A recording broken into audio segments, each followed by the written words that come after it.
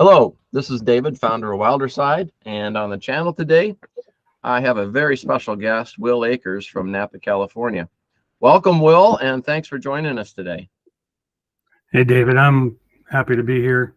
I'm so happy you joined us as well, Will, and as we discussed, this session is now being recorded and will be shared on the Wilderside Gear YouTube and or Facebook channel to help other anglers learn about the Freedom Launcher landing gear solution for kayaks, especially for Hobie Pro Angler owners as well as Hobie dealers. Sorry, I was reading that because I kind of had to, but now I'd like to get into more of a conversation with you, Will. So just to get started, just tell me a little bit about yourself and how long you've been kayak fishing, Will. Well, I've been kayak fishing for about 6 years, kayaking and canoeing for probably 8 or 10. I haven't owned a kayak or a canoe except for the last 6 years since I bought my Hobie, my first couple of Hobies.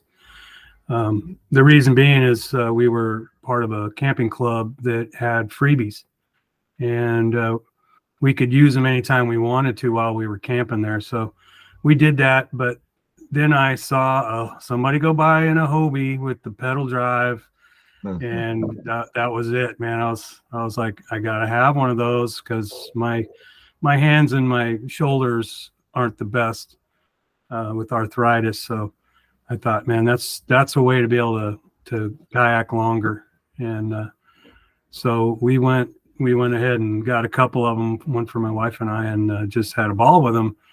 But finally I had one at home now, and I decided to go to my local river and run my new kayak out there. And I saw a guy in a boat just like mine fishing out of it and catching stripers right there, and I was like, well, I think I can do that. So I got some equipment and went out and started catching fish right away. So nice. I was hooked. That was it. That was 6 years ago. And now I'm, 3 or 4 time a week fisherman, when I can anyways. Sometimes things come up, but sure, I'm retired, and that's what I do. That's my favorite thing. You're living the life. That's a beautiful story, man. I tell you. So Will, what type of kayak are you fishing on right now? I've got a Hobie PA 12. Okay. It's a wonderful platform for fishing. Previously, we had a couple of inflatable Hobies with the pedal drives that were really great for, moving to our motorhome and back, and real lightweight and stuff. But I got so into the fishing that I really needed or wanted something more adaptable to fishing. And boy, that PA 12 is quite the little fishing boat. I love it. Yeah, that's great. Yeah. So we've worked together, but before we worked together, tell me about the kind of wheels you used before your current wheel solution. Yeah, well, when I first got the beautiful boat, all shiny and new, I actually went online and searched for wheels other than the ones that came with the boat, which are the scuffers. I think a lot of people are aware of those. You shove them up through these holes in the bottom of the boat, and they work, but you got to roll the boat on its side to get them in there or out, and that wasn't all that appealing to me because I had this beautiful shiny unscratched boat. And I looked, and all I could find were the outboard type, crossbar mounted system that are pretty popular. You see them out there a lot, and I just didn't like the fact that I couldn't deploy them or pull them back out of the water easily without being in the water myself. I've seen some people, can contort their bodies, and stronger young men can pull them out and reset them and get them back into their slots. But that wasn't appealing to me with my upper body problems. So sure. I just said, well, I guess I'm going to be scuffering it. And that's what I've been doing for, the 6 years that I've owned my fishing boats. I've only had my PA for, I think I'm on probably 4th year. in the PA. Okay. So I've been lifting that doggone thing with my left arm while I shove the scuppers in with my right for 4 years now. For 4 Up years. until just recently when I found yours. So what kind of wheels do you have now, Will? Oh, I've got these awesome wheels called Freedom Launchers, and boy, what a name! Perfect name for them, because they just have given me so much more freedom in how I launch and load the boat. It's exactly what I wanted, 4 years ago when I first got that PA, something that I could deploy while sitting in the boat, and then pull them back out, and man, all I got to do is reach back a little bit and grab a handle and click them up or down. It's just amazing, the little system you got there.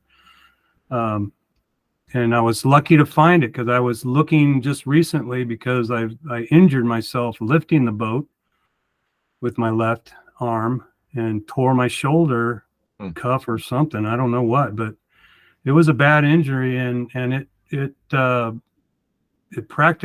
stop me for a while from actually even using the boat for the first week or so. But I had to be real careful about how I went about loading and unloading my boat from there. And so I went back online to look. I thought, man, maybe by now, 4 years later, somebody. And I looked and looked, and I couldn't find anything other than what I'd seen 4 years ago, and gave up my search on YouTube, went back to the homepage, and there was an ad for your system right there. It's like I was searching and searching, and it just all of a sudden popped up out of nowhere. And, thank God, because I saw it in a short video that you had put out, and I was like, that's it. I want that. And I called you the same day, probably just, within a few minutes of seeing that video. Yeah. I remember that phone call well, Will, and I'm gonna ask you a question about that in a minute. So tell me a little bit about your launching experience. How has it changed now that you have the wheels? And maybe you've already explained it, but kind of go through the process from the pickup into the water. What's different now? Okay. What's better now? What's worse now? A little bit about that process. Yeah. Typically, I load my boat in the back of my standard bed pickup, so it sticks out, about 3 feet from the tail, with the tailgate down. So I'd get most of the time it's a boat ramp, but not always. I just pull you have to unhitch the boat. I just use this couple straps, but you have to pull it out a little ways to get to where the scupper holes are in the back. Right. And I would take the scupper wheels, and I'd have to crouch down and find the holes underneath and get them, up. And then I got to hold on with one hand, right, hold them up in there. And I got to find the pin that goes through the little hole on the top. On top, so they don't fall out. Okay. Yeah, so they don't fall out. Sure. And then you just pull the boat out on the wheels and grab the bow and run it down to the beach or the end of the ramp. And then I got to pull. For me, it was 3 things. I'd pull the drive out, and then one pretty good sized tackle box that's pretty heavy, and then one that's just full of plastics, just a bag full of plastics. I have to pull those 3 items out. I had to set the boat up so that the rest of the stuff I have in the boat is all on the right side, because I'd always pick up the left side of the boat. And so I have to put everything along that right side, because if I didn't, it goes sliding everywhere or falling out. So I had to have everything arranged that way, because of the fact that when I get down to the water, I got to roll the boat pretty much, perpendicular, and to get the scuppers out. Yeah. Right. You could lift the back of the boat up, and they'd fall out, and then they roll down, the slope and into the water. But that wasn't, the way I do it. Right. I want to get it, and then, I would either put the scuppers back in through the top on the scupper holes and let them ride with me, But usually I would just walk them back up to the truck because I got to move the truck anyway. Sure. And so they weren't in the boat. But yeah, that's the process. And then, from there, my boat's still on the ground or up on the concrete, the rough concrete that everybody knows about, Right. on a boat ramp.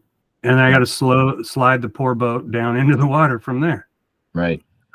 Because those scuppers, you can't get them off down in the water. They're Right. at least these ones, they're the balloon tires, or the balloon. Okay. floating tires. You just can't Sure. get them out from under the boat. Right. So that was not an option.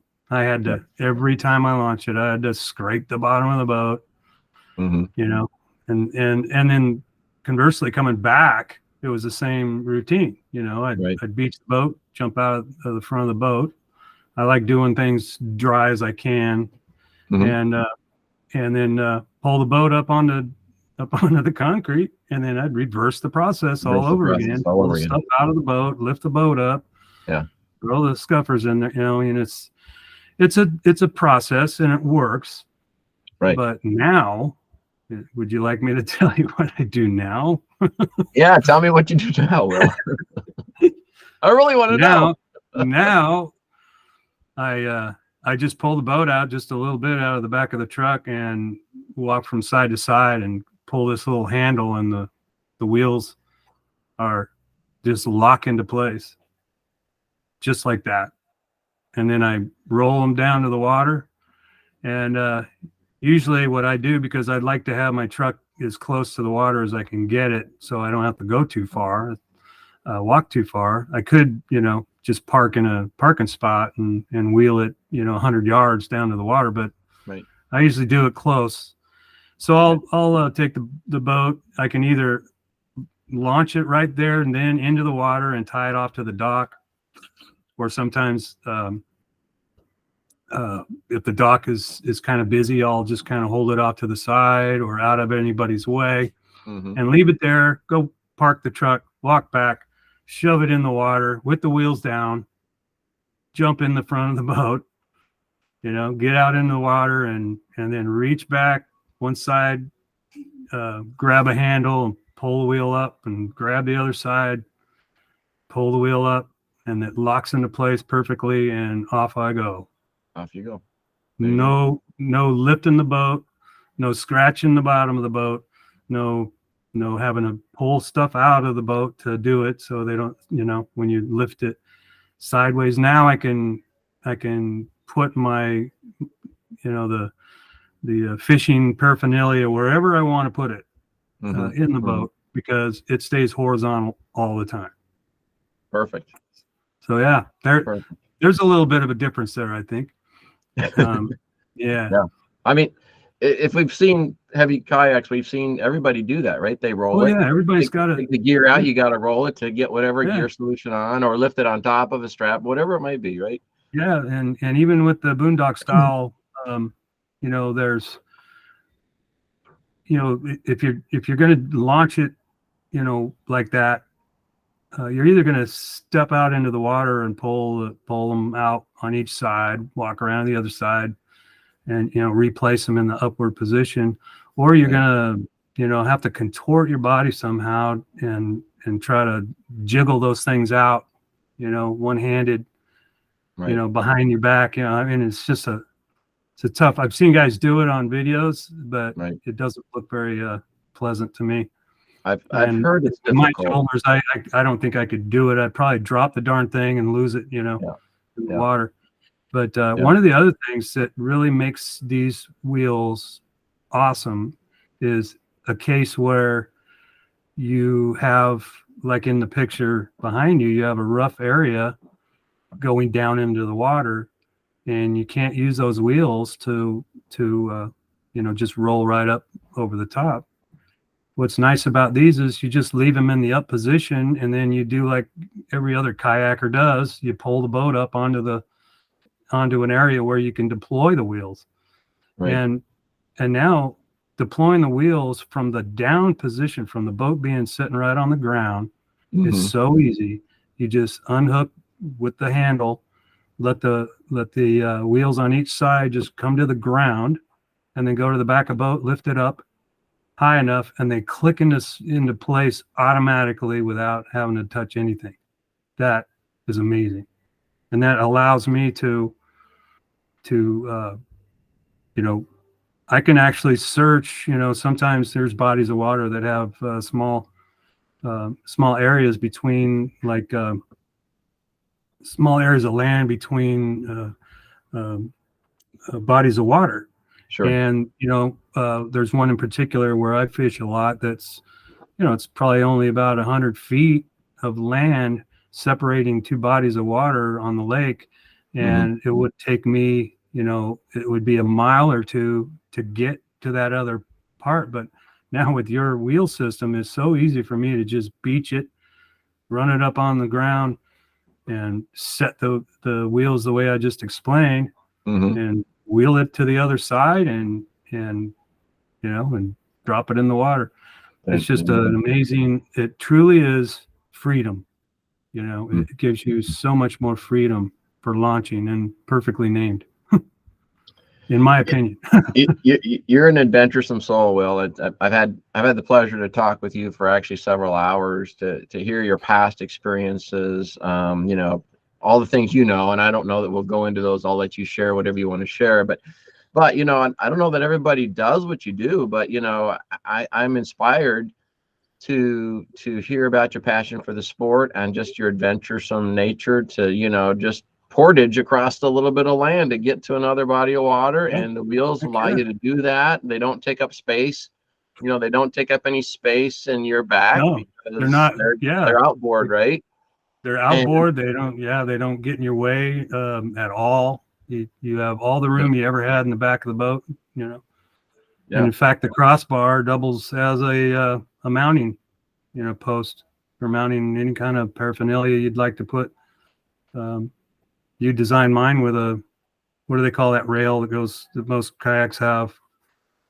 That you can use. I just call it an accessory rail, but accessory rail. Yeah, right. That's and you asked for it, and I designed it to meet that need. And it was a great, I thought about it, and you're the one that kind of pushed me over the edge to say, okay, Will wants it, we're going to do it for Will. Hey, well, you got the perfect place to put it.